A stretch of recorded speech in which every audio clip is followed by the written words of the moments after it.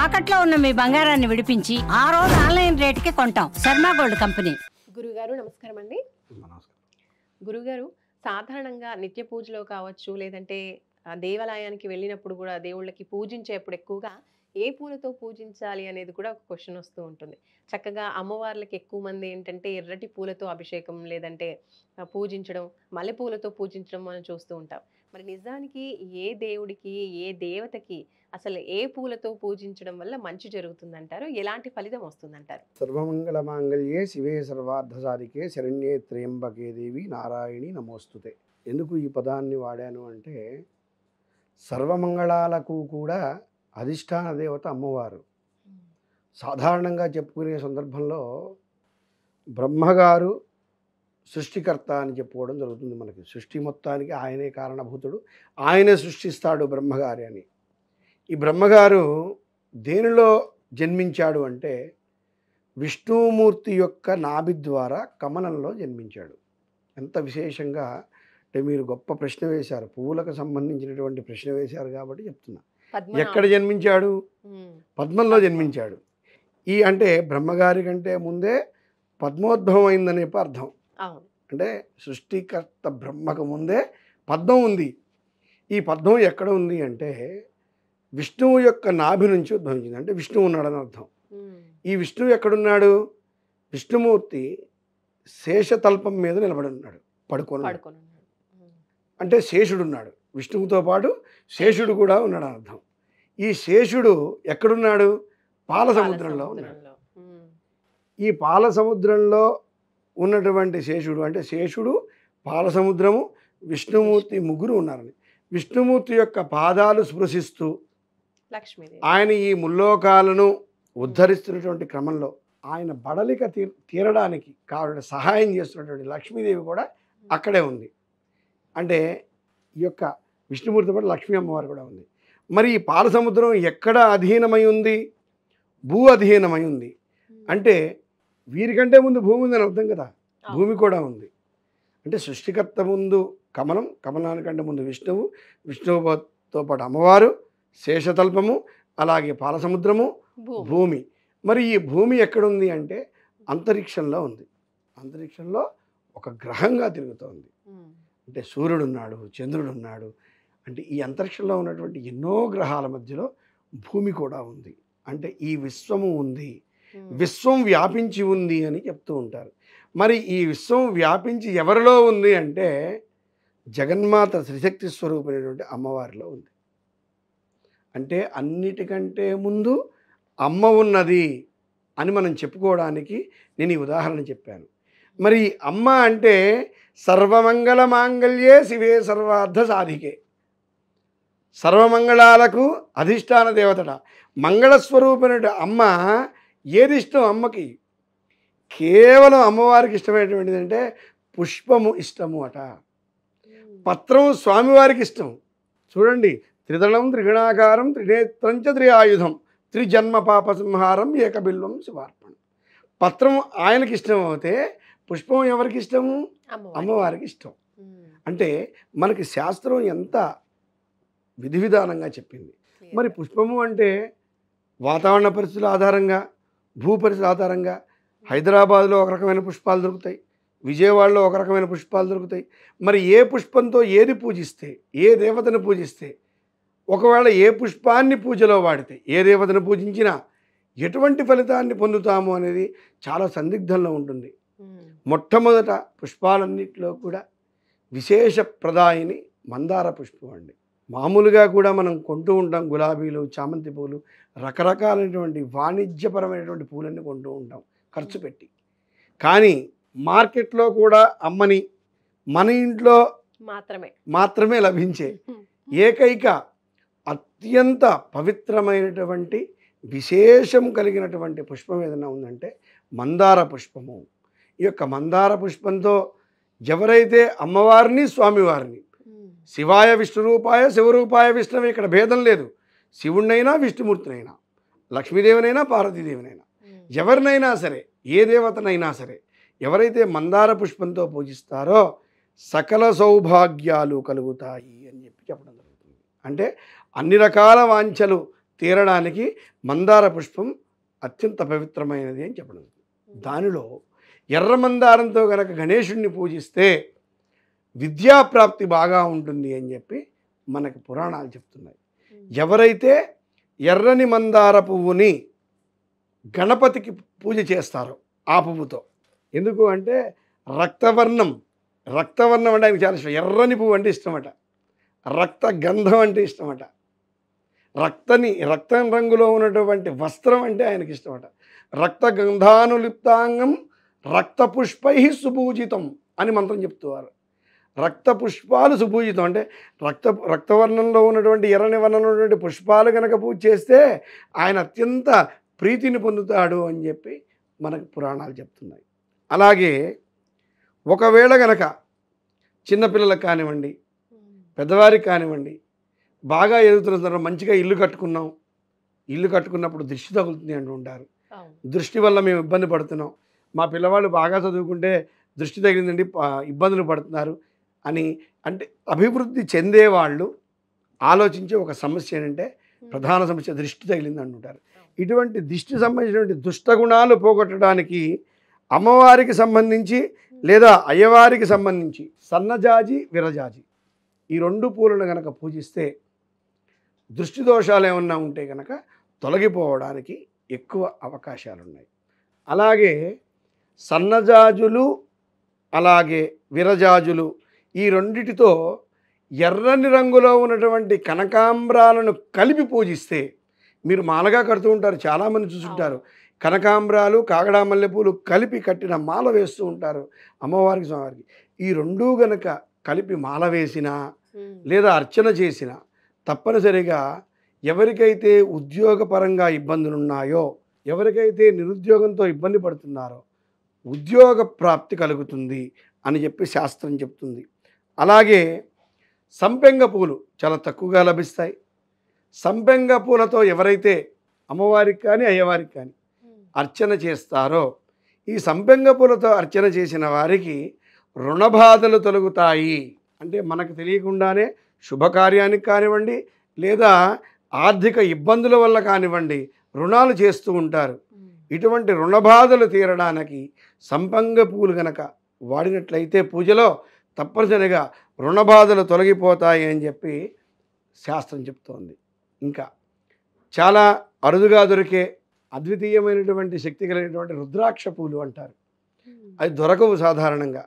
ఎవరైనా గనక వాటిని సంపాదించగలిగితే రుద్రాక్ష పూలతో గనక ఎవరైనా అర్చన చేసినట్లయితే గనక శివునికి కానీ ఈశ్వరునికి కానీ లేదా విష్ణుమూర్తికి కానీ రుద్రాభిషేకంలో కానీ వాడినట్లయితే గనక దీర్ఘకాలిక అనారోగ్య సమస్యలతో ఎవరైతే బాధపడుతున్నారో అటువంటి అనారోగ్య సమస్యలు తొలగిపోతాయి అని చెప్పి మనకి శాస్త్రం చెప్తోంది. అలాగే పద్మము అంటే కమలం పూలు అంటారు. కమలం పూలతో ఎవరైతే అమ్మవారికి కానీ అయ్యవారికి కానీ విశేషంగా అమ్మవారికి ఎవరైతే కమలం పూలతో పూజ చేస్తారో అష్టైశ్వర్యాలు లభిస్తాయి, ఆర్థిక వనరులు పెరుగుతాయి. రాత్రికి రాత్రి కోటీశ్వరులం కావు, కానీ ఆర్థిక పరంగా మనం అభివృద్ధి చెందడానికి కావలసినటువంటి మార్గాలు మనకి అవకాశాలు వస్తాయి. ఆ అవకాశాలని వినియోగించుకొని కష్టపడి ఆర్థిక వనరుల్ని తెచ్చుకోవాల్సిన బాధ్యత మంది. అవకాశం మాత్రమే అమ్మవారు మనకి ఇవ్వడం జరుగుతుంది. ఇక మల్లెలు, గన్నేరు పూలు చాలా విరివిగా దొరికేటటువంటి పూలు. మనకి గన్నేరు పూలు 365 రోజులు కూడా దొరుకుతాయి, మన ఇంట్లోనే పూస్తాయి అవి. గన్నేరు పూలు, మల్లెపూలు ఎవరైతే వీటితో లక్ష్మీ సహస్రనామావళి కానీ లలితా సహస్రనామావళి కానీ ఇది యొక్క సహస్రనామాలు చదువుతూ ఈ యొక్క మల్లెపూలు, గన్నేరు పూలు ఎవరైతే ఆ రెండిటితో పూజిస్తారో కళలు, సాహిత్యము, సినీ రంగాల్లో ఉన్నవాళ్ళు, అలాగే ఎన్నో రకాలంటే ప్రజాదరణ పొందినటువంటి సెలబ్రిటీస్ అంటాం మనం యాక్చువల్గా, అటువంటి రంగాల్లో అంటే 10 మందిలో కీర్తి ప్రతిష్టలు సంపాదించే వాళ్ళు ఎవరితో, నాట్య రంగం కానివ్వండి, సంగీత రంగం కానివ్వండి, ఇటువంటి రంగాల్లో ఉన్న వాళ్ళందరూ కూడా ఈ యొక్క సహస్రనామావళితో పూజిస్తే విశేషమైనటువంటి కీర్తి ప్రతిష్టల్ని పొందగలుగుతారు. అలాగే రాజకీయ నాయకులకు సంబంధించి, ప్రజా నాయకులకు సంబంధించి, అలాగే సంఘ సంస్కర్తల దగ్గర నుంచి వీరందరూ కూడా వారికి సరైన అవకాశాలు రావాలి, ప్రజాదరణ పొందాలి, అభివృద్ధి పొందాలి అనుకుంటే తప్పనిసరిగా గన్నేరు పూలతో గనక ఎవరైతే పూజ చేస్తారో అమ్మవారికి మంచి అభివృద్ధి లభించడమే కాకుండా, అభివృద్ధి పొందడమే కాకుండా విజయాన్ని పొందవచ్చు.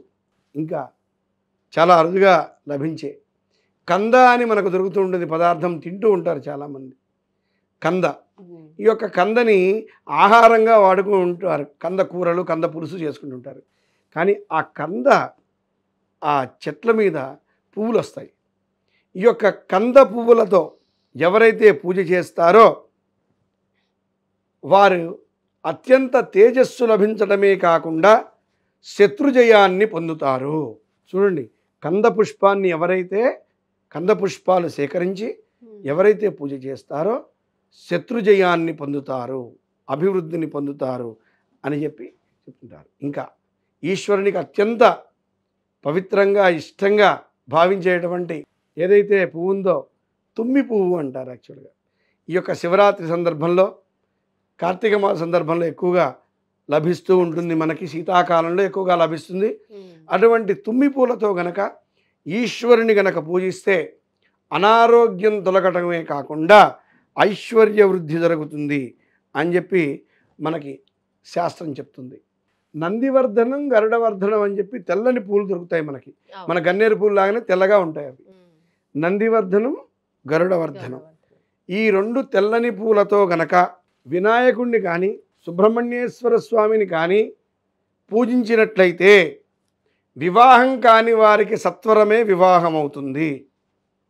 ఎవరికైతే సంతానపరంగా ఇబ్బందులున్నాయో, ఎక్కువగా గర్భస్రావం జరుగుతోందో, అబార్షన్స్ అవుతున్నాయో, సంతానం తొందరగా కలగట్లేదో వీరందరూ కూడా ఈ యొక్క గణపతిని, సుబ్రహ్మణ్యేశ్వర స్వామిని, నందివర్ధనం, గరుడవర్ధనం ఈ రెండు పూలతో గనక పూజించినట్లయితే తప్పనిసరిగా సంతాన వృద్ధి కలుగుతుంది. నల్ల కలువ పూలను దొరుకుతాయి. ఈ యొక్క నల్ల కలువ పూలతో గనక శ్రీ మహావిష్ణువుతో పాటు శనైశ్చర్య స్వామిని, శనిదేవుణ్ణి గనక, శని గ్రహాన్ని గనక నల్ల కలువ పూలతో గనక పూజించినట్లయితే అష్టమ శని సంచారం, అర్ధాష్టమ శని సంచారం, ఏలినాటి శని సంచారం, శని మహర్దశా సంచారం, శని అంతర్దశా సంచారం, శని జాతకంలో 6వ స్థానంలో ఉన్నటువంటి ఇబ్బంది, శని 12వ స్థానంలో ఉన్నటువంటి ఇబ్బంది, అలాగే లగ్నాన్ని శని చూస్తున్నటువంటి ఇబ్బంది, అలాగే కళత్ర స్థానం లగ్నాతో 7వ స్థానంలో గనక శని ఉన్నట్లయితే ఆ ఇబ్బంది, అంటే ద్వికళత్ర యోగం, 2 పెళ్ళిళ్ళు 3 పెళ్ళిళ్ళ యోగం, లేదా భర్త చనిపోవటం, భార్య చనిపోవటం, అకాల మరణాలు సంభవిస్తున్నటువంటి ఈ అన్ని దోషాలకి కూడా నల్ల కలువ పూలతో శనైశ్చర్య స్వామిని ఎవరైతే పూజిస్తారో వారందరికీ కూడా శని యొక్క బాధలు తొలగిపోతాయి. ఇంకా చివరిగా ఎన్నో రకాల పూలు ఉన్నాయి, కొన్ని కోటాను కోట్ల రకాలు, అన్నీ చెప్పుకోలేం మనం. పున్నాగ పూలు అని దొరుకుతాయి మనకి. ఈ యొక్క పున్నాగ పూలతో ఎవరైతే లక్ష్మీనారాయణుల్ని ఎవరైతే పూజిస్తారో, దీంట్లో మరొక విశేషం ఉంది. పున్నాగ పూలతో ఓం ప్రకృత్యై నమః, వికృత్యై నమః లక్ష్మీదేవిని, అలాగే విష్ణవే నమః, జిష్ణవే నమః అని విష్ణుమూర్తిని 108 నామాలు రెండూ కలిపి 216 నామాలతో పూజించి బెల్లంతో తయారు చేసినటువంటి నైవేద్యం పెట్టి మీ మనసుకు నచ్చిన కోరికను అడగండి. విద్య కాదు, ఉద్యోగం కాదు, ఆరోగ్యం కాదు, వివాహము, సంతానము, ఐశ్వర్యము, రుణబాధలు, కోటాను కోట్ల బాధలు ఉన్నాయి మానవుడికి. ఏ బాధ ఉన్నా సరే ఎవరైతే పున్నాగ పూలతో ఈ యొక్క లక్ష్మీనారాయణుని కలిపి పూజిస్తారో వారికి తప్పనిసరిగా ఐహిక బాధలు తొలగిపోతాయి అని చెప్పి మనకి శాస్త్రం చెబుతుంది. అలాగే ఈ మధ్య తెల్ల జిల్లేడుతో వినాయకుడిని పూజించమని, అలాగే మనకు లభించేటువంటి చామంతి పూలు, గులాబీ పూలు, రకరకాలైనటువంటి శాస్త్రీయమైనవి, అశాస్త్రీయమైనవి బోలెడు లభిస్తున్నాయి. ఏ పుష్పమైనా పూజకి అర్హత లేదు అనేది లేదు. ఏ పుష్పంతో అయినా పూజించవచ్చు. కాకపోతే ఒకే ఒక్క పుష్పాన్ని మాత్రం అర్చనకు వాడకండి. కేవలం బంతి పువ్వు మాత్రమే. అది ఆరెంజ్ కలర్ అయినా, ఎల్లో కలర్ అయినా, ఏ రంగులో ఉన్నా, ఏ వర్ణంలో ఉన్నా సరే బంతి పువ్వు పూజకు పనికిరాదు. కేవలం అలంకారానికి మాత్రమే పనిచేస్తుంది. గేటుకి, గుమ్మానికి, సింహద్వారానికి, పూజా మందిరానికి, పూజా మండపానికి, అలంకారానికి తప్ప ఏ దేవతకు కూడా, ఏ గ్రహానికి కూడా, ఏ దిక్పాలకులకు కూడా పూజ చేయడానికి పనికిరాని ఏకైక పుష్పం ఏదన్నా ఉందంటే కేవలం బంతి పువ్వు మాత్రమే. కాబట్టి బంతి పువ్వు ఒక్కటి వాడకండి. బంతి పువ్వు వాడటం వల్ల బాధలు తొలగిపోగా కొత్త బాధలు రావడానికి అవకాశం ఉంది. రైట్, ధన్యవాదాలు గురుగారు. ఎన్ని రకాల పూలతో మనం ఏ విధంగా పూజించుకోవచ్చు, ఏ ఏ పూలతో పూజించుకుంటే ఎలాంటి ఫలితాలు ఉంటాయి అనే విషయాలు చాలా చక్కగా, చాలా క్లియర్గా మాకు తెలియజేశారు. ధన్యవాదాలు. చూస్తున్నారు కదండి, ఇది ఈరోజు వీడియో. అంటే చక్కగా ఏ పూలతో మనం దేవుణ్ణి అలాగే అమ్మవారిని మనం పూజించుకున్నట్లయితే కనుక మనకి ఉన్నటువంటి సమస్యలు ఏ విధంగా తొలగిపోతాయన్న విషయాలు మనం తెలుసుకున్నాము. చూస్తూనే ఉండండి సుమన్ టీవీ. నమస్తే.